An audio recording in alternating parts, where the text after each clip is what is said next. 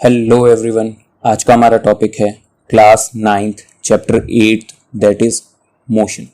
क्या है motion? Motion की टाइप्स कौन कौन सी होती हैं? Uniform motion, non uniform motion, motion की इक्वेशंस कौन कौन सी हैं, उनको कैसे डिराइव करना है, यूनिफॉर्म सर्कुलर मोशन क्या होता है। तो इन सब चीज़ों के बारे में हम इस चैप्टर में पढ़ेंगे। तो चलिए शुरू करते हैं। सबसे पहले देखते हैं कि मोशन क्या है। हम सबको पता है कि जो ऑब्जेक्ट है वो दो तरीके से हमें मिल सकता है, या तो वो ऑब्जेक्ट रेस्ट पे होगा या वो ऑब्जेक्ट मोशन में होगा। अगर ऑब्जेक्ट अपनी पोजीशन को टाइम के साथ चेंज नहीं करता है, पोजीशन को टाइम के साथ चेंज नहीं करता है, तो हम कहेंगे कि वो ऑब्जेक्ट किस में है? रेस्ट की पोजीशन में है। और यदि वो ऑब्जेक्ट अपनी पोजीशन को टाइम के साथ चेंज करता है तो हम कहेंगे कि वो ऑब्जेक्ट किस में है? मोशन में है। तो कैसे समझेंगे कि कोई ऑब्जेक्ट मोशन में है या रेस्ट पे है? इसके लिए हम लोगों को जरूरत होती है एक रेफरेंस पॉइंट की। किसकी जरूरत होती है? एक रेफरेंस पॉइंट की जरूरत होती है। To describe the position of an object we need a reference point और ओरिजिन। रेफरेंस पॉइंट का दूसरा नाम क्या है? ओरिजिन है। तो किसी भी ऑब्जेक्ट की पोजीशन को समझने के लिए, उसकी पोजीशन को डिस्क्राइब करने के लिए हमें एक रेफरेंस पॉइंट की जरूरत होती है। एन ऑब्जेक्ट में seem to be moving to one observer and stationary to another. तो एक ही ऑब्जेक्ट किसी एक ऑब्जर्वर के लिए तो वो स्टेशनरी हो सकता है और किसी दूसरे ऑब्जर्वर के लिए वो ऑब्जेक्ट मोशन में हो सकता है। स्टेशनरी मतलब रेस्ट पे। एग्जाम्पल से समझते हैं। एक पैसेंजर जो बस के अंदर बैठा है sees the other passenger to be at rest. Bus में आप बैठे हैं, आप अपने बगल वाले को देखेंगे तो आपको लगेगा कि वो किस पे बैठा है? वो रेस्ट पे है। जबकि अगर कोई ऑब्जर्वर बस के बाहर है तो वो उस पैसेंजर को और आपको कैसा देखेगा कि आप दोनों चलती बस में किस में है? मोशन में है। क्योंकि उसकी जो बाहर जो ऑब्जर्वर खड़ा है वो जिस रेफरेंस पॉइंट से आप दोनों को देख रहा है तो आप दोनों की पोजीशन टाइम के साथ चेंज हो रही है। लेकिन जिस रेफरेंस पॉइंट से आप अपने बगल वाले पैसेंजर को देख रहे हैं वो रेफरेंस पॉइंट के हिसाब से अपनी पोजीशन को टाइम के साथ चेंज नहीं कर रहा है। इसीलिए जो साइड वाला पैसेंजर है आपके लिए तो रेस्ट पे है, जबकि बाहर खड़े हुए ऑब्जर्वर के लिए वो किस में है? मोशन में है। तो एक ही ऑब्जेक्ट अलग अलग ऑब्जर्वर्स के लिए रेस्ट या स्टेशनरी पोजीशन पे हो सकता है depending upon the reference point. In order to make observations easy, a convention or a common reference point or frame is needed. All object must be in the same reference frame. तो observations को आसान बनाने के लिए सभी objects को एक ही reference point के साथ ऑब्जर्व करना चाहिए। फॉर एग्जाम्पल, ये एक ट्री है, यहां पे एक कार है, इस कार को इस दूसरी कार के साथ अगर आपको ऑब्जर्व करना है तो हम इस एक कॉमन रेफरेंस पॉइंट से अगर ऑब्जर्व करेंगे तो हम आसानी से उसके मोशन को समझ सकते हैं। तो एक कॉमन रेफरेंस पॉइंट होना चाहिए सभी चीजों का, ताकि हमारी उस ऑब्जेक्ट की ऑब्जर्वेशन बेटर हो। दो टर्म है, एक है आपका डिस्टेंस और एक है डिस्प्लेसमेंट। दोनों में थोड़ा सा फर्क है, समझना पड़ेगा यहां पर। The magnitude of the length covered by a moving object is called distance. It has no direction. एक ऑब्जेक्ट ने कितना डिस्टेंस ट्रेवल किया है, जो एक्चुअल पाथ ट्रेवल किया गया है इस ऑब्जेक्ट के द्वारा, उसको कहा जाता है distance. The actual path covered by a moving object. एक मूविंग ऑब्जेक्ट ने जो एक्चुअल पाथ कवर किया है उसको कहा जाता है डिस्टेंस। इसकी कोई डायरेक्शन नहीं होती है। जबकि डिस्प्लेसमेंट वो सबसे शॉर्टेस्ट डिस्टेंस है किसी भी दो पॉइंट्स के बीच में। कौन से दो points? Initial position and final position के बीच में जो शॉर्टेस्ट डिस्टेंस है उसको क्या कहते हैं? डिस्प्लेसमेंट कहते हैं। Displacement is the shortest distance between two points और the distance between the starting and final positions with respect to time. It has magnitude as well as direction. इसमें मैग्नीट्यूड भी होता है और डायरेक्शन भी होती है। अब ये मैग्नीट्यूड क्या चीज है भाई? दोनों जगह आया है। तो मैग्नीट्यूड होता है न्यूमेरिकल वैल्यू। क्या होता है? Numerical value. जो आप लिखते हैं 10 किलोमीटर, 10 जो 10 आपने लिखा है उसके अंदर, दैट इज योर मैग्नीट्यूड।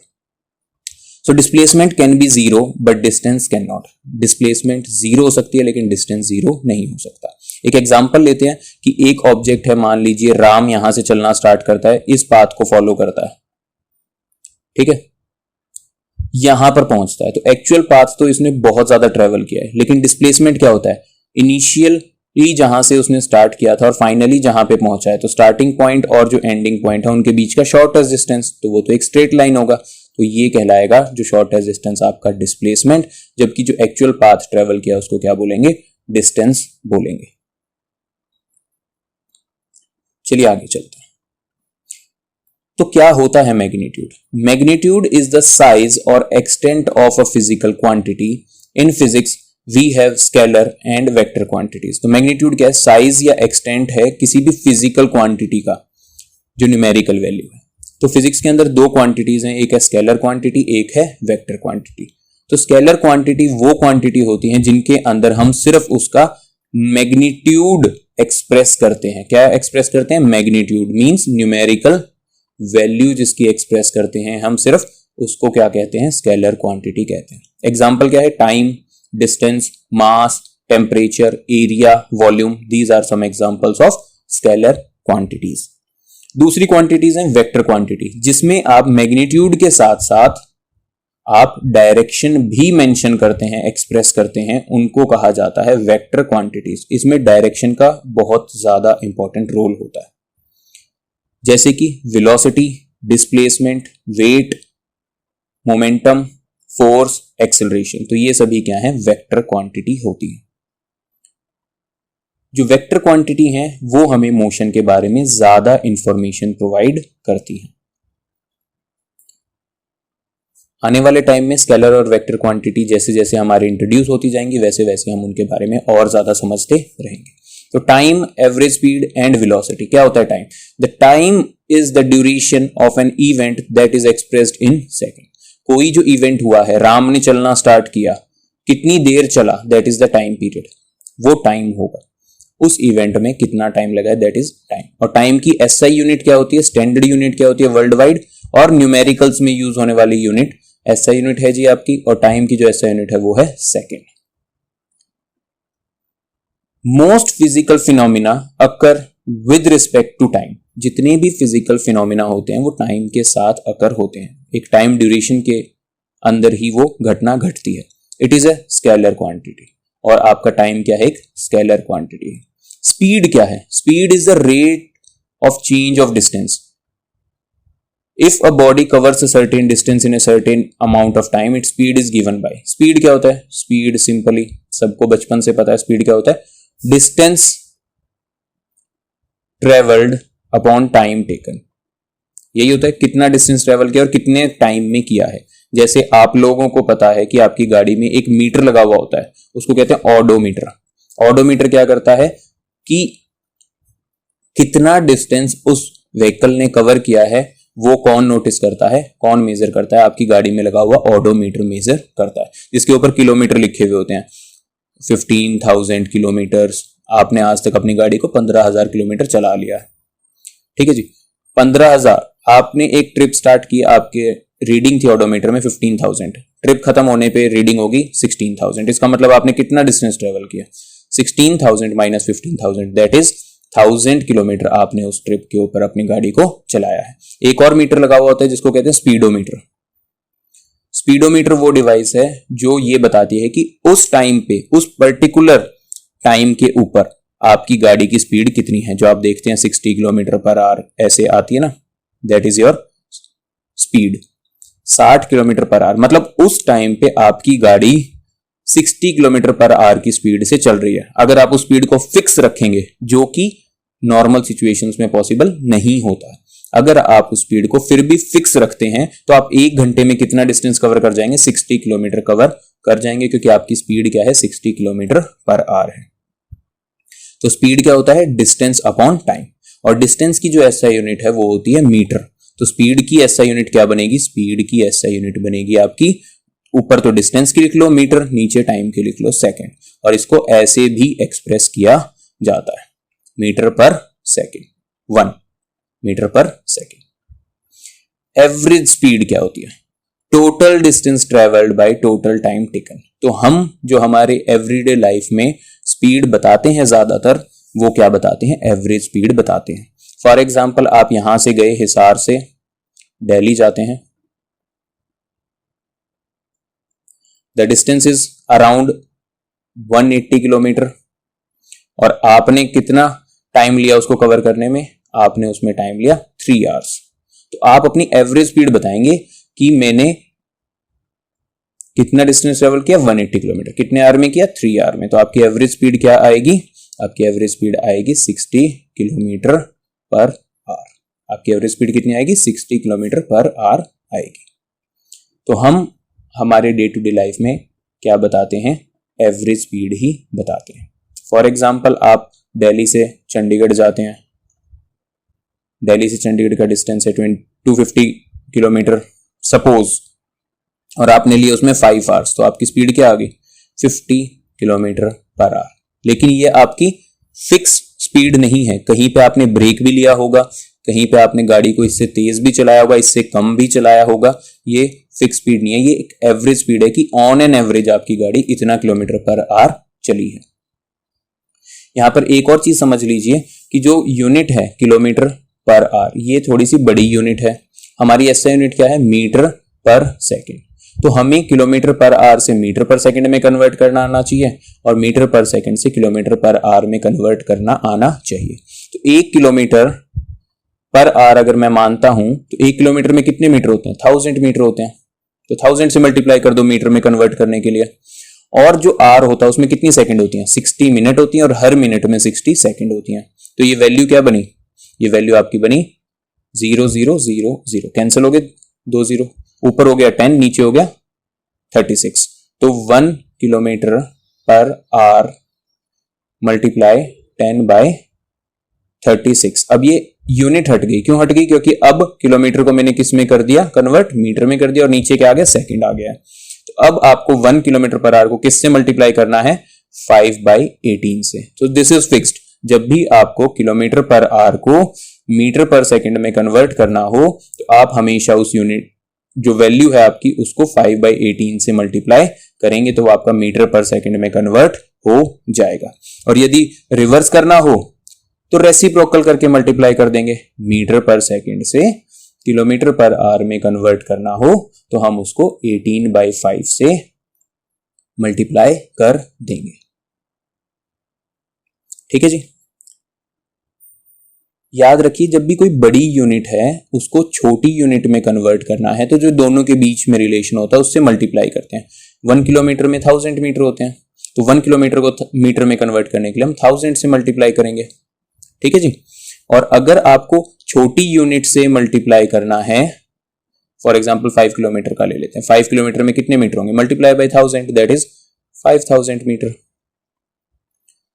अब कहता है कि अगर आपको छोटी यूनिट से बड़ी में कन्वर्ट करना है तो जो दोनों के बीच में रिलेशन था वो रिलेशन क्या हो जाएगा, डिवाइड में चला जाएगा।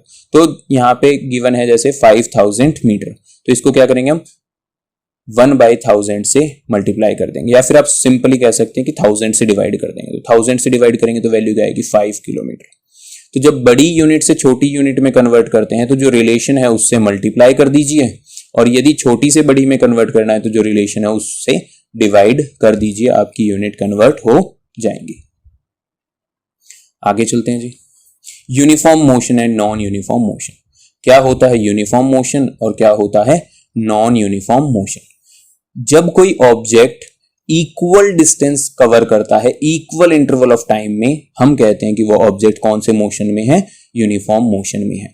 फॉर एग्जाम्पल पहली 5 मिनट में आप कितना डिस्टेंस ट्रेवल करते हैं, 1 किलोमीटर। अगली 5 मिनट में भी आप कितना डिस्टेंस ट्रेवल कर रहे हैं, 1 किलोमीटर। उससे अगली 5 मिनट में भी कितना ट्रेवल कर रहे हैं, 1 किलोमीटर। तो आप इक्वल इंटरवल ऑफ टाइम में इक्वल डिस्टेंस ट्रेवल कर रहे हैं तो आपका जो मोशन है वो कैसा मोशन है, यूनिफॉर्म मोशन है। और अगर आप अनइक्वल डिस्टेंस ट्रेवल करते हैं इक्वल इंटरवल ऑफ टाइम में, फॉर एग्जाम्पल पहली 5 मिनट में आप गए 1 किलोमीटर, दूसरी 5 मिनट में आप कितना गए, 2 किलोमीटर चले गए, तीसरी 5 मिनट में आपने कितना ट्रेवल किया, सिर्फ 0.5 किलोमीटर ट्रेवल किया। तो इक्वल इंटरवल ऑफ टाइम में आपने अनइक्वल डिस्टेंस ट्रेवल किया है, तो ऐसे मोशन को कहा जाता है नॉन यूनिफॉर्म मोशन। क्या कहा जाता है ऐसे मोशन को, नॉन यूनिफॉर्म मोशन कहा जाता है। When an object covers unequal distances in equal intervals of time it is said to be in non uniform motion. तो हमारे जो डे टू डे लाइफ में मोशन होता है वो मोस्टली नॉन यूनिफॉर्म ही होता है। न्यू टर्म इंट्रोड्यूस हो रही है, दैट इज वेलोसिटी। वेलोसिटी क्या है? हमने स्पीड देखा, स्पीड क्या होता है? Distance upon time. तो डिस्टेंस और टाइम दोनों ही क्या है? स्केलर क्वांटिटी है, तो स्पीड भी आपकी क्या होगी? स्केलर क्वांटिटी होगी। मतलब इसके अंदर सिर्फ आपका न्यूमेरिकल वैल्यू होगी, कोई डायरेक्शन की जरूरत नहीं है। जबकि वेलोसिटी क्या है? एक वेक्टर क्वांटिटी है। वेलोसिटी क्या है? एक वेक्टर क्वांटिटी है, और वेक्टर क्वांटिटी में क्या होता है? मैग्नीट्यूड के साथ साथ डायरेक्शन भी होती है। तो वेलोसिटी क्या होगी आपकी? वेलोसिटी होगी आपकी डिस्प्लेसमेंट अपॉन में टाइम। अब डिस्प्लेसमेंट क्या है? डिस्प्लेसमेंट खुद एक वेक्टर क्वांटिटी है। ये टाइम स्केलर क्वांटिटी है, डिस्प्लेसमेंट वेक्टर क्वांटिटी। क्यों है? क्योंकि जब हमने देखा था कि जो शॉर्टेस्ट डिस्टेंस है उसमें तो डायरेक्शन इन्वॉल्व है, कि यहां से यहां तक की डायरेक्शन है, डिस्टेंस में तो डायरेक्शन का कोई मतलब ही नहीं है। तो डिस्प्लेसमेंट क्या है? एक वेक्टर क्वांटिटी है। तो वेलोसिटी भी क्या हो गई आपकी? एक वेक्टर क्वांटिटी हो गई। तो वेलोसिटी क्या है? The rate of change of displacement is velocity. Rate of change of displacement क्या है? वेलोसिटी है। It is a vector quantity, hence the direction of motion is specified. जो मोशन शो हुआ है, जो मोशन हुआ है अभी, वो स्पेसिफाइड है जी, बहुत अच्छे से बताया गया कि किस डायरेक्शन में हुआ है, कितना हुआ है। ठीक है, इसीलिए वेलोसिटी क्या है आपकी? एक वेक्टर क्वांटिटी है। अब देखिए, एक ऑब्जेक्ट ने यहां से चलना स्टार्ट किया, एक सर्कुलर ट्रैक में गया है, जैसा भी ट्रैक है ये, इस ट्रैक के अंदर गया है और यहां पे आके रुक गया। तो डिस्टेंस ट्रेवल तो काफी सारा है, लेकिन डिस्प्लेसमेंट क्या होगी? डिस्प्लेसमेंट इस केस में जीरो हो जाएगी। क्या हो जाएगी? डिस्प्लेसमेंट इस केस में जीरो हो जाएगी, क्योंकि इनिशियल और फाइनल पोजीशन के बीच में जो डिस्टेंस है वो जीरो है। तो वेलोसिटी भी इस केस में क्या हो जाएगी? जीरो हो जाएगी, क्योंकि डिस्प्लेसमेंट जीरो है, तो वैल्यू क्या हो जाएगी? जीरो हो जाएगी। अब एवरेज वेलोसिटी कैसे निकालेंगे किसी ऑब्जेक्ट की? इनिशियल वेलोसिटी, मतलब पहले वो किस स्पीड के साथ चल रहा था, उसकी इनिशियल वेलोसिटी क्या थी। For example 5 metre per second की स्पीड से चल रहा था, फाइनली कितना पहुंच गया? 10 मीटर पर सेकंड की वेलोसिटी उसने अटेन कर ली, डिवाइडेड बाय 2। एवरेज ले रहे हैं ना, दोनों का क्या लेंगे? एवरेज लेंगे। तो एवरेज वेलोसिटी निकालने का फॉर्मूला क्या होता है? Initial velocity plus final velocity divided by 2। तो initial velocity plus final velocity यहाँ पे 15 होगी, divided by 2, that is 7.5 metre per second. तो अगर आप स्टार्ट हुए थे 5 मीटर पर सेकंड से और फाइनली आप किस पे पहुंच गए? 10 मीटर पर सेकंड पे पहुंच गए, तो आपकी एवरेज वेलोसिटी कैसे निकलेगी? 5 + 10 divided by 2, that is 7.5 metre per second. तो ऐसे निकलती है आपकी एवरेज वेलोसिटी। और वेलोसिटी का फॉर्मूला क्या है? डिस्प्लेसमेंट अपॉन में टाइम। अब एक चीज समझिए, अगर कोई ऑब्जेक्ट स्ट्रेट लाइन में ट्रेवल करता है तो उसका डिस्टेंस भी सेम होगा, किसके? डिस्प्लेसमेंट के। और क्या चीज सेम होगी? और उसकी जो स्पीड है वो सेम होगी, किसके? वेलोसिटी के। ऐसा क्यों है? क्योंकि अगर कोई ऑब्जेक्ट स्ट्रेट लाइन में ट्रेवल करता है तो डिस्टेंस और डिस्प्लेसमेंट बराबर हो जाएंगे, क्योंकि जो स्ट्रेट लाइन हम ड्रॉ करते हैं वही तो शॉर्टेस्ट डिस्टेंस बताती है। तो इस पॉइंट और इस पॉइंट के बीच में डिस्टेंस भी सेम रहेगा, डिस्प्लेसमेंट भी सेम रहेगा, तो स्पीड भी सेम रहेगी और वेलोसिटी भी सेम रहेगी। चलिए आगे देखते हैं। एक्सेलरेशन, एक और टर्म इंट्रोड्यूस हो रही है, एक्सेलरेशन। एक्सेलरेशन, सबने सुन रखा है एक वर्ड एक्सेलरेटर। आप लोगों की स्कूटी में, मोटरसाइकिल में, कार के अंदर, सबके अंदर एक एक्सेलरेटर होता है। उससे क्या करते हैं? उससे हम हमारी स्पीड को बढ़ाते हैं, स्पीड को इंक्रीज करते हैं या डिक्रीज करते हैं। बेसिकली डिक्रीज के लिए हम ब्रेक लगाते हैं, लेकिन जैसे ही आप उस एक्सेलरेटर को छोड़ेंगे आपकी स्पीड डिक्रीज होने लग जाएगी ड्यू टू फ्रिक्शन। तो स्पीड को चेंज करने के लिए हम एक्सेलरेशन करते हैं। जैसे ही आप एक्सेलरेटर को दबाते हैं आपकी स्पीड बढ़ने लग जाती है। मतलब स्पीड का बढ़ना, चेंज इन वेलोसिटी कितने टाइम में हो रही है, उसको क्या कहते हैं? एक्सेलरेशन कहते हैं। फॉर एग्जाम्पल, मैं एक नॉर्मल स्पीड से चल रहा था 10 किलोमीटर पर आवर, बिल्कुल आराम से चल रहा था। मैंने एक्सेलरेटर को दबाया, मेरी स्पीड बढ़ गई 20 किलोमीटर पर आवर। और कितने टाइम में बढ़ी? मान लीजिए 5 मिनट में बढ़ी है। कितने मिनट में बढ़ी है? 5 मिनट में बढ़ी है। तो एक्सेलरेशन हुआ है ना मेरे मोशन के अंदर। तो इस एक्सेलरेशन को कैसे निकालेंगे? Final velocity minus initial velocity, तो चेंज इन वेलोसिटी आ गया अपॉन में टाइम। तो तो एक्सेलरेशन का फॉर्मूला होता है change in velocity divided by time. और जो वेलोसिटी है, जो इनिशियल वेलोसिटी है, उसको डिनोट किया जाता है स्मॉल u से, और जो फाइनल वेलोसिटी है उसको डिनोट किया जाता है स्मॉल v से। टाइम को डिनोट किया जाता है स्मॉल t से, और एक्सेलरेशन को डिनोट किया जाता है स्मॉल a से। तो डेफिनेशन क्या बनेगी हमारे एक्सेलरेशन की? The rate of change of velocity is called acceleration. किस रेट से, जहां पे भी वर्ड रेट आए हमको अपॉन में क्या लगाना है? टाइम लगाना है। जहां पे भी कभी भी रेट वर्ड आएगा हम नीचे क्या लगाएंगे? डिवाइड में टाइम लगाएंगे। तो the rate of change of velocity, किस रेट से आपकी वेलोसिटी चेंज हो रही है, उसको एक्सेलरेशन कहा जाता है। It is also a vector quantity in non uniform motion, non uniform जिसमें अनइक्वल डिस्टेंस ट्रेवल हो रहा था equal interval of time. Velocity varies with time, जो वेलोसिटी है वो चेंज होती है टाइम के साथ। Change in velocity is not zero, it is denoted by A. Example कह रहा है कि जो चेंज हो रहा है वेलोसिटी में वो नॉट जीरो है। क्यों? क्योंकि देखिए यूनिफॉर्म मोशन में जा रहा है अगर ऑब्जेक्ट तो उसकी स्पीड तो फिक्स हो जाएगी। 10 मीटर पर सेकंड की स्पीड से जा रहा था। यूनिफॉर्म मोशन का मतलब क्या होता है? इक्वल डिस्टेंस ट्रेवल करेगा इक्वल इंटरवल ऑफ टाइम में। और इस वर्ड का मतलब क्या है जो यहाँ पे वैल्यू लिखी है कि हर एक सेकंड में वो 10 मीटर ट्रेवल कर रहा है। पहली सेकंड में 10 मीटर गया, दूसरी सेकंड में 10 मीटर गया, तीसरी सेकंड में 10 मीटर गया, तो ये यूनिफॉर्म मोशन हो गया। और यूनिफॉर्म मोशन में क्या वेलोसिटी चेंज हो रही है? नहीं हो रही भाई, क्योंकि उसकी स्पीड क्या है? सेम है। उसने अपनी स्पीड को फिक्स रख रखा है, तभी तो इक्वल इंटरवल में इक्वल डिस्टेंस ट्रेवल कर रहा है। तो यूनिफॉर्म मोशन में चेंज इन वेलोसिटी क्या होता है? जीरो होता है, क्योंकि फाइनल वेलोसिटी भी उसकी 10 मीटर है और इनिशियल वेलोसिटी भी 10 मीटर है। तो चेंज इन वेलोसिटी क्या हुआ? जीरो हो गया। तो कहता है कि नॉन यूनिफॉर्म मोशन के अंदर जो चेंज इन वेलोसिटी है वो जीरो नहीं होती। फॉर एग्जांपल मैं चल रहा था 5 मीटर पर सेकंड से, थोड़ी देर के बाद मेरी क्या होगी? 10 मीटर पर सेकंड होगी। चेंज इन वेलोसिटी क्या हुआ? 5 मीटर पर सेकंड हो गया ना। मैंने अपनी स्पीड को 5 मीटर पर सेकंड बढ़ा लिया है। तो फॉर्मूला क्या बना आपका? Acceleration is equals to v is the final velocity, u is the initial velocity upon में time. v minus u by t will be your acceleration, where t is time taken, v is final velocity, u is your initial velocity. Acceleration की SI unit क्या बनेगी? ऊपर क्या है? Velocity है। Velocity की unit होती है मीटर पर सेकंड। नीचे क्या है? टाइम है, एक और सेकंड। तो एक्सेलरेशन की आपकी SI यूनिट बनेगी मीटर पर सेकंड स्क्वायर, जिसको हम ऐसे भी लिख सकते हैं, metre per second square. Next जो है वो है कि हम ग्राफ के थ्रू, ग्राफ एक बहुत ही अच्छा तरीका है किसी भी चीज को रिप्रेजेंट करने का, आसान बना देता है हमारी समझ के लिए कि हम उस चीज को कैसे इंटरप्रिटेट कर सकते हैं। उसके लिए ग्राफ एक सबसे अच्छा तरीका है।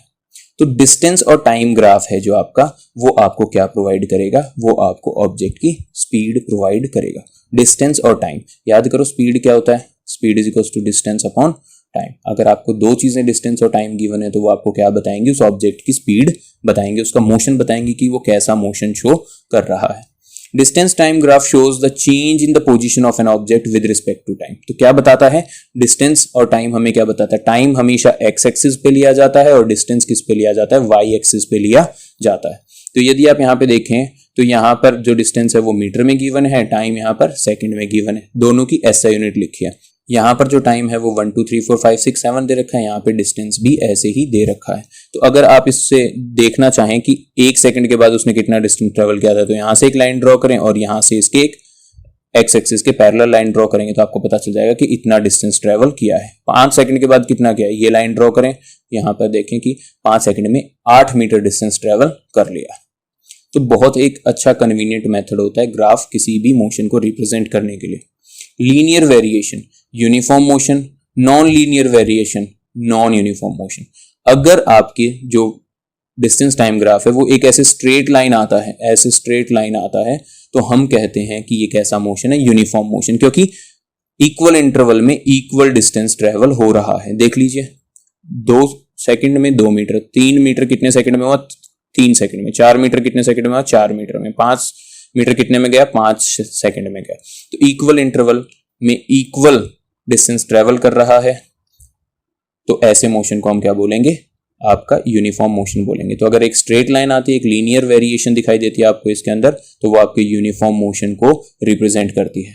और अगर वो आपको ऐसे स्ट्रेट लाइन बिल्कुल बीचों बीच नहीं दिखाई देती तो वो नॉन लीनियर मोशन को या फिर नॉन यूनिफॉर्म मोशन को शो करती है। जैसे आप यहाँ पे देख सकते हैं कि अनइक्वल डिस्टेंस ट्रेवल हो रहा है unequal of interval of time में। और जो स्लोप है वो क्या प्रोवाइड करता है, this slope under this distance time graph provides you the speed of the object, उस ऑब्जेक्ट की स्पीड प्रोवाइड करता है। तो distance time graph O A देख लेते हैं अभी। ओ ए कहां है आपका, this is your O, this is your O A. O A implies uniform motion, ये यूनिफॉर्म मोशन है with constant speed as slope is constant, जो स्लोप है वो कांस्टेंट है, कांस्टेंट स्पीड के साथ ये मूव कर रहा है। A B implies, A B क्या बता रहा है कि डिस्टेंस चेंज नहीं हो रहा, तो मतलब अब ऑब्जेक्ट किस पे आ गया, रेस्ट पे आ गया। ये क्या था, यूनिफॉर्म था, ऊपर क्या हो गया, रेस्ट पे आ गया। और जो आपका बी टू सी है, बी टू सी, यहां पर देखिए कुछ भी लीनियर नहीं है, तो ये आपका नॉन यूनिफॉर्म मोशन को रिप्रेजेंट कर रहा है। सो डिस्टेंस टाइम ग्राफ में जो स्लोप होता है वो आपको क्या प्रोवाइड करता है, स्पीड प्रोवाइड करता है। वेलोसिटी टाइम ग्राफ, अब हमने क्या लिया है, वाई एक्सिस के अलॉन्ग वेलोसिटी ली है जिसकी SI unit metre per second है, और एक्स एक्सिस के अलॉन्ग हमने टाइम लिया है जिसकी एसआई यूनिट सेकंड है। तो velocity time graph shows the change in the velocity with respect to time, कितनी वेलोसिटी में चेंज हो रहा है टाइम के रिस्पेक्ट में वो हमें बताता है। स्लोप गिव्स एक्सेलरेशन, और वेलोसिटी और टाइम क्या होता है, एक्सेलरेशन जो है आपकी वो क्या प्रोवाइड कैसे मिलती है, velocity, change in velocity upon time होता है। तो वेलोसिटी और टाइम का ग्राफ आपको क्या प्रोवाइड करेगा, जो इसका स्लोप है that will provide you the acceleration. So the slope in velocity time graph provides us the acceleration of the object. यहां पे देख सकते हैं हम, जो ये लाइन दिखाई दे रही है आपको, इसका मतलब क्या है कि इक्वल इंटरवल ऑफ टाइम में वो इक्वल अपनी स्पीड को इंक्रीज कर रहा है। तो ऐसी स्ट्रेट लाइन हमें क्या बताती है, यूनिफॉर्म एक्सेलरेशन बताती है। क्या बताती है, यूनिफॉर्म एक्सेलरेशन बताती है। The area under the curve gives displacement line parallel to X axis implies constant velocity. ठीक है जी, जो एरिया है इस कर्व के अंदर, इस कर्व के नीचे का जो एरिया है, फॉर एग्जांपल यहां तक कैलकुलेट करना है, तो जो ये एरिया है इस कर्व के नीचे का, ये हमें क्या देता है, ऑब्जेक्ट की डिस्प्लेसमेंट बताता है। क्या बताता है, डिस्प्लेसमेंट बताता है। क्यों, क्योंकि वेलोसिटी और जो आपका रिलेशन है डिस्टेंस डिस्प्लेसमेंट के साथ, डिस्प्लेसमेंट अपॉन टाइम। तो यहां पर आपको वेलोसिटी और टाइम गिवन है, तो वो आपको क्या देगा, area under the graph will provide you the displacement, और जो स्लोप है वो क्या बताएगा, आपको एक्सेलरेशन के बारे में बताएगा। तो जो लाइन जब भी इस एक्स एक्सिस के लाइन पैरेलल हो जाएगी तो वो हमें क्या बताएगी, कांस्टेंट वेलोसिटी। जैसे यहाँ पे 8 यूनिट क्या है, मीटर पर सेकंड, तो यहां पर अगर लाइन ऐसे है तो इसका मतलब ये ऑब्जेक्ट लगातार 8 मीटर पर सेकंड की स्पीड से चल रहा है। सो वेलोसिटी टाइम ग्राफ हमें क्या बताता है, ओ ए की पोजीशन देख लेते हैं जी। This is your O and this is your A, straight line है, तो ये कांस्टेंट एक्सेलरेशन बता रहा है कि कांस्टेंटली एक्सेलरेट करता जा रहा है object. A B, A and B, this one, यहां पर आपको पैरेलल दिख रही है लाइन एक्स एक्सिस के, इसीलिए कांस्टेंट वेलोसिटी को बताती है। बी सी, बी एंड सी, तो ये क्या बता रहा है, कांस्टेंट रिटार्डेशन। जब एक्सेलरेशन कम हो रही होती है, इसमें तो एक्सेलरेशन दे के हम स्पीड को बढ़ा रहे हैं, जब स्पीड कम होती है तो उसको डी एक्सेलरेशन या रिटार्डेशन कहा जाता है। तो ये कांस्टेंट रिटार्डेशन बता रहा है, क्योंकि स्ट्रेट लाइन अगर टेढ़ी मेढ़ी होती तो डी एक्सेलरेशन रिटार्डेशन तो हो रही होती, लेकिन कॉन्स्टेंटली नहीं हो रही होती। इक्वेशंस ऑफ मोशन इंपॉर्टेंट है जी, ये 3 इक्वेशन ऑफ मोशन पूरे साल काम आएंगे आप लोगों के। The motion of an object moving at uniform acceleration can be described with the help of 3 equation. कोई भी ऑब्जेक्ट जो यूनिफॉर्म एक्सेलरेशन के साथ मूव कर रहा है उसको डिस्क्राइब करने के लिए हमारे पास 3 इक्वेशन है। पहली है v is equals to u plus at, second है v square minus u square is equals to 2as, third है s is equals to ut plus half at square। तो ये 3 इक्वेशन ऑफ मोशन है, इन तीनों को समझेंगे। यहाँ पर जो v है ये फाइनल वेलोसिटी होता है, u इनिशियल वेलोसिटी होता है, a एक्सेलरेशन होता है, t टाइम होता है, और जो s है आपका वो होता है डिस्प्लेसमेंट। क्या होता है, डिस्प्लेसमेंट या डिस्टेंस कवर्ड। चलिए इन सभी मोशन की इक्वेशंस को डिराइव करते हैं। सबसे पहले आप क्या करेंगे, derivation of velocity time relation, velocity और टाइम का जो रिलेशन है उसको डिराइव करेंगे अभी हम लोग। तो यहाँ पे आपको ध्यान से इस ग्राफ को देखना है। जो वेलोसिटी है वो y एक्सिस पे ली गई है मीटर पर सेकंड में, और जो टाइम है वो x एक्सिस पे लिया गया है सेकंड के अंदर SI यूनिट में। तो कहता है कि एक बॉडी है, a body starts with some initial non zero velocity, मतलब जीरो से स्टार्ट नहीं करेंगे, उसकी वेलोसिटी कुछ ना कुछ होगी, जैसे 2 मीटर पर सेकंड से उसको देखना स्टार्ट किया। नॉन जीरो वेलोसिटी से स्टार्ट होती है फ्रॉम पॉइंट ए पॉइंट से स्टार्ट होती है और बी पॉइंट तक जाती है। ग्राफ बनाया हम लोगों ने, उसकी वेलोसिटी है और ये ग्राफ है, ठीक है, टाइम के साथ। Goes to be with a constant acceleration a, acceleration क्या है, कांस्टेंट है, जो वैल्यू है ए। तो हमको पता है एक्सेलरेशन का फॉर्मूला क्या होता है, change in velocity upon time taken. Velocity में कितना चेंज हुआ और कितने टाइम में हुआ है, ठीक है जी। तो चेंज इन वेलोसिटी क्या हुआ, इनिशियल वेलोसिटी कितनी थी, एक बार आप यहां पे देखिए ध्यान से, इनिशियल वेलोसिटी हमारी कितनी है, जो इनिशियल वेलोसिटी है हमारी O से A तक, this is your initial velocity, और इनिशियल वेलोसिटी को U से डिनोट करते हैं। फाइनल वेलोसिटी क्या है, B से C पैरेलल है किसके, O से E, तो ये डिस्टेंस देख सकते हैं आप, दोनों क्या है, बराबर है। तो फाइनल वेलोसिटी को किससे डिनोट करते हैं, V से डिनोट करते हैं। तो वेलोसिटी में कितना चेंज हुआ है, वेलोसिटी में चेंज हुआ है जी, ये जो वैल्यू है, अगर मैं इसमें से ये वैल्यू माइनस कर दूं, इतनी वैल्यू माइनस कर दूं, तो मेरे पास ये चेंज इन वेलोसिटी वाली वैल्यू आ जाएगी। ये वैल्यू क्या हो जाएगा, वेलोसिटी में चेंज हो जाएगा, है ना। इतनी वेलोसिटी थी मेरी फाइनल, और ये मेरी इनिशियल वेलोसिटी थी। तो चेंज इन वेलोसिटी क्या होगा, जो फाइनल है उसमें से इनिशियल को माइनस कर दो, चेंज इन वेलोसिटी आ जाएगा आपका, ये वैल्यू आपकी आ जाएगी। डिवाइडेड बाय टाइम, कितना टाइम लिया, इतना टाइम लिया, तो ये हो जाएगा आपका टाइम, जिसको टी से डिनोट कर सकते हैं लोग, ठीक है जी। अब आगे देखते हैं। तो यहां पर चेंज इन वेलोसिटी क्या है, बी डी है। बी डी की वैल्यू कैसे निकलेगी, बी डी की वैल्यू निकल सकती है अगर मैं क्या करूं, बी सी की वैल्यू में से, बी सी ये बड़ी वाली जो वैल्यू है, बी सी में से क्या माइनस कर दूं, आपकी ये डी सी माइनस कर दूं, है ना, डी सी माइनस कर दूं। तो बी सी की वैल्यू क्या है, v है, और डी सी की वैल्यू क्या है, u है, बराबर है ना, दोनों तरफ डी सी और ओ ए u है। तो आपकी बी डी की वैल्यू क्या आ जाएगी, v माइनस यू, क्या आ जाएगी, v माइनस यू। और हमें पता है एक्सेलरेशन क्या होता है, एक्सेलरेशन होता है change in velocity B D upon time taken. Time taken कितना है, ओ सी, कितना है, ओ सी। तो बी डी की वैल्यू क्या निकाली हमने अभी, v माइनस यू, और टाइम चेंज कितना है, टोटल टाइम कितना लिया, t टाइम लिया। तो आपका एक्सेलरेशन का फॉर्मूला यहां से क्या निकल रहा है, a is equal to v minus u upon t. क्या निकल रहा है, a is equal to v minus u upon t. This is the equation, a is equal to v minus u upon t. यहां पे multiply हो जाएगा जाके उस तरफ, तो at is equal to v minus u. अब v की वैल्यू क्या होगी, ये माइनस में उधर जाके plus u plus at। So your first equation is v is equal to u plus at, जो हम एक्सेलरेशन के फॉर्मूले से डिराइव कर सकते हैं। जो दूसरी इक्वेशन है उसको सॉल्व करने के लिए हमें पोजीशन टाइम रिलेशन हमें बताना पड़ेगा। तो आपको वेलोसिटी सेम ग्राफ है जी, नॉन जीरो वेलोसिटी से स्टार्ट हुआ है, बी पॉइंट तक गया है, v है, u है। तो अब हम समझते हैं कि हमें क्या बताना है, पोजीशन और टाइम का रिलेशन बताना है। पोजीशन टाइम का रिलेशन कैसे बताएंगे हम लोग, देखते हैं जी। अभी एक बॉडी है वो स्टार्ट हुई है सम नॉन जीरो वेलोसिटी से and goes from A to B, A से बी तक जाते हैं कांस्टेंट एक्सेलरेशन ए के साथ।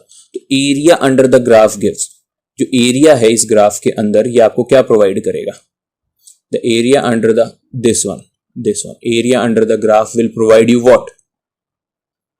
याद कीजिए हमने पहले पढ़ा था कि वेलोसिटी टाइम ग्राफ में जो एरिया अंडर द ग्राफ है वो आपको डिस्प्लेसमेंट प्रोवाइड करता है। क्या प्रोवाइड करता है, डिस्प्लेसमेंट प्रोवाइड करता है। तो इस केस के अंदर अगर आप देखें तो एरिया अंडर द ग्राफ निकालने के लिए मुझे इस रेक्टेंगल का एरिया निकाल लूं मैं, और इस ट्राइंगल का एरिया निकाल के ऐड कर दूं तो एरिया अंडर द ग्राफ आ जाएगा। और एरिया अंडर द ग्राफ हमें क्या देता है, डिस्प्लेसमेंट देता है। क्या देता है हमें area under the graph, displacement देता है, डिस्प्लेसमेंट प्रोवाइड करता है।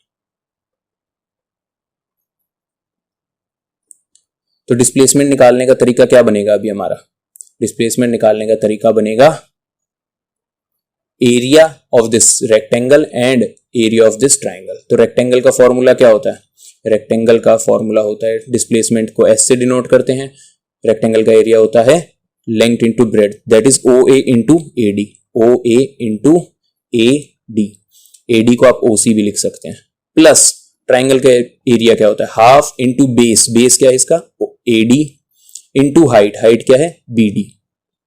अब इन सब की वैल्यूज पुट कर लीजिए, हमने पिछली इक्वेशन में समझी थी। ओ ए क्या है, ओ ए यू है, ए डी क्या है ए डी, ए डी ओ सी के बराबर है, this A D is equals to this O C, O C की वैल्यू क्या थी टी थी, plus half, half value as it is आ गई। ए डी क्या है A D, A D is again O C और ए डी वैल्यू सेम है टी। बी डी की वैल्यू क्या है, बी डी की वैल्यू क्या है, बी डी याद कीजिए पीछे हम लोगों ने निकाला था, बी डी होता है आपका v माइनस यू, क्या होता है आपका B D, v minus u होता है। Is it clear to you? अब यहां पर हम लोगों को किस किस का रिलेशन चाहिए, पोजीशन और टाइम का रिलेशन चाहिए। तो हम कोशिश करेंगे कि इसमें जहां जहां पे हम वेलोसिटी को हटा के या तो पोजीशन को लेके आए या टाइम को लेके आए, तो हम इन चीजों को हटाएंगे। तो v माइनस यू, पिछली इक्वेशन क्या थी, v is equals to u plus a t, और v माइनस यू क्या था, v minus u is equals to a t था। तो यहां पर हम v माइनस यू को किससे रिप्लेस कर देंगे, ए टी से रिप्लेस कर देंगे। तो आपकी इक्वेशन क्या बनेगी, u t plus half into t, v minus u is equals to a t, that is s is equals to u t plus half a t square. So this is your equation. कौन सी equation है ये, position time relation की equation है। यहीं पे आपको ये मिलेगी half a t square, s is equal to u t plus half a t square. कैसे निकला, area of triangle plus area of rectangle, triangle का एरिया होता है half into base into height, और रेक्टेंगल का एरिया होता है length into breadth. सबकी वैल्यूज पुट करने से आपका रिलेशन निकलेगा s is equals to u t plus half a t square. तो ये आपकी सेकेंड इक्वेशन थी। चलिए अब थर्ड इक्वेशन को ड्राइव करना देख लेते हैं।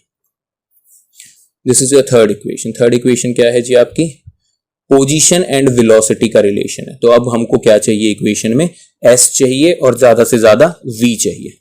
तो सेम है कि एक बॉडी है वो नॉन जीरो वेलोसिटी से स्टार्ट हो रही है, पहले से स्टार्टेड है, हमने बीच में से नोटिस किया, जो a से b पॉइंट तक जाती है विद कांस्टेंट एक्सेलरेशन है। तीनों में कंडीशन सेम है, ग्राफ सेम है।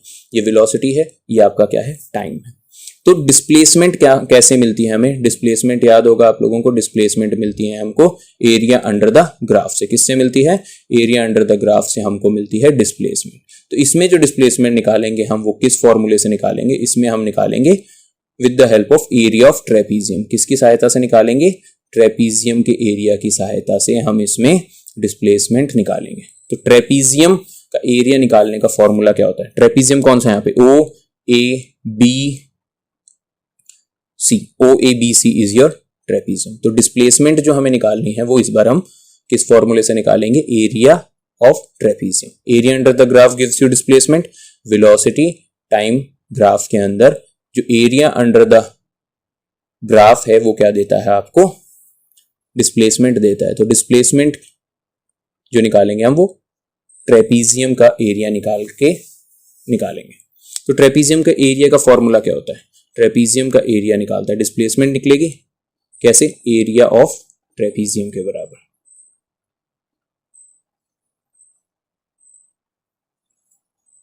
एरिया ऑफ ट्रेपीजियम के बराबर।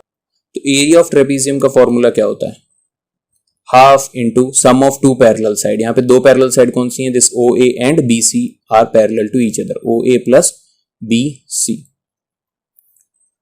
इनटू हाइट, हाइट क्या है ओ सी।